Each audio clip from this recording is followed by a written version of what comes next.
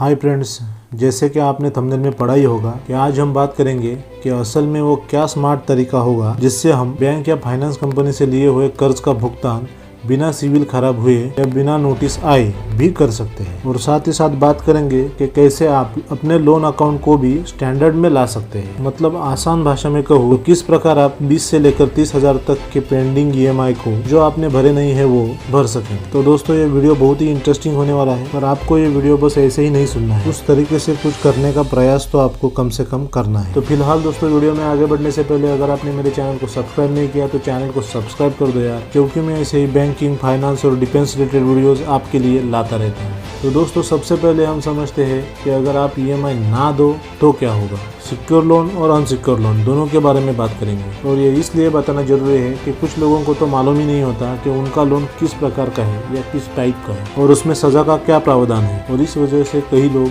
बहुत बड़ा आर्थिक नुकसान उठाते हैं, तो कुछ जेल तक भी जाते हैं। तो सबसे पहले समझते हैं सिक्योर लोन के बारे में, क्योंकि ज़्यादातर लोगों को ऐसे मामलों में ही अपनी प्रॉपर्टी जो बैंक के पास गिरवी रखी है उसे गंवाने का, या फिर कई बार बैंक प्रॉपर्टी की बोली लगाती है अपने पैसे वसूलने हेतु, और इसमें सबसे बड़ा घाटा कर्ज लेने वाले का होता है। तो ऐसा नहीं है कि ऐसे नुकसान से कर्जदार बच नहीं सकता, बच सकता है, बस आपके पास सही और जरूरी जानकारी होनी चाहिए। तो सबसे पहले समझते हैं कि बैंक कब कर्जदार की प्रॉपर्टी पर कब्जा करता है। बस यही नहीं, साथ ही साथ ये भी जानेंगे कि कैसे आप इन सभी परेशानियों से बचेंगे। तो सबसे पहले अगर आपने होम लोन, गोल्ड लोन या व्हीकल लोन लिया है, या ऐसा कोई भी लोन जिसे लेते वक्त आपने अपनी कोई प्रॉपर्टी बैंक के पास गिरवी रखी है, तो ये जानकारी आपके लिए है। जब तक आपके 1 से 2 EMI पेड नहीं हुए होते, मतलब पेंडिंग होते हैं, तब तक बैंक और NBFC वाले आपको कॉल करते हैं रिकवरी करने हेतु। मगर जैसे ही आपका तीसरा EMI पेंडिंग रहता है, तब रिकवरी वाले आपके घर आना चालू होते हैं, क्योंकि तब अगर आपका EMI पेड नहीं होता तब आपका लोन अकाउंट NPA में जाने वाला होता है, मतलब आपका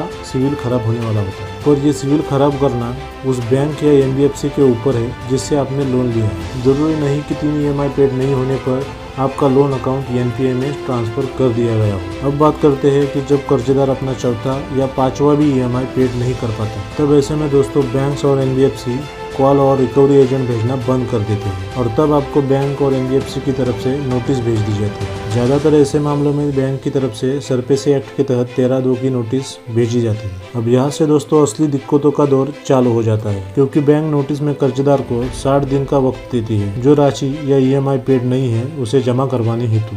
अब जो लोग ध्यान से सुनने वाले हैं उन्हें इस प्रोसेस में कुछ सोल्यूशन भी मिलने वाले हैं, तो ध्यान से सुनिए। तो अब कर्जदार के पास 60 दिन का समय है जो भी EMI भरने बाकी है उन्हें जमा कराने हेतु। अगर कोई बंदा मतलब कर्जदार इन 60 दिनों को भी मिस कर जाता है, नोटिस को भी अनदेखा कर देता है, तब बैंक 13(4) की नोटिस कर्जदार को भेज देती है। अब इस नोटिस में भी आपको साफ तौर पर कहा जाता है कि आपके पास 30 दिन का समय है अपने बाकी बचे पेमेंट को बैंक या NBFC में जमा करवाने के लिए, वरना बैंक आपके प्रॉपर्टी पर सिंबॉलिक तरीके से पोजीशन ले ली। अब इन दो नोटिस के बीच आपके पास 90 दिन का समय रहता है अपने पेंडिंग EMI की राशि का बंदोबस्त करने के लिए, मतलब जुगाड़ करने के लिए, क्योंकि अब कर्जदार के पास इसके बाद ज़्यादा समय नहीं रहता EMI पेड करने का, क्योंकि अब इन 30 दिनों के बाद सिर्फ एक ही आखिरी नोटिस आती है बैंक या NBFC है जिससे भी आपने लोन लिया है उससे, जो सरपेसी एक्ट 2002 के सेक्शन 14 के तहत पीसफुल पोजीशन की नोटिस होती है, जिसे कर्जदार की प्रॉपर्टी पर चिपका दिया जाता है, और जिसमें कर्जदार की प्रॉपर्टी को खाली करने के लिए 2 दिन का समय दिया जाता है। तो समझदार लोग 13(2) और 13(4) के नोटिस के बाद मिलने वाले 90 दिन में ही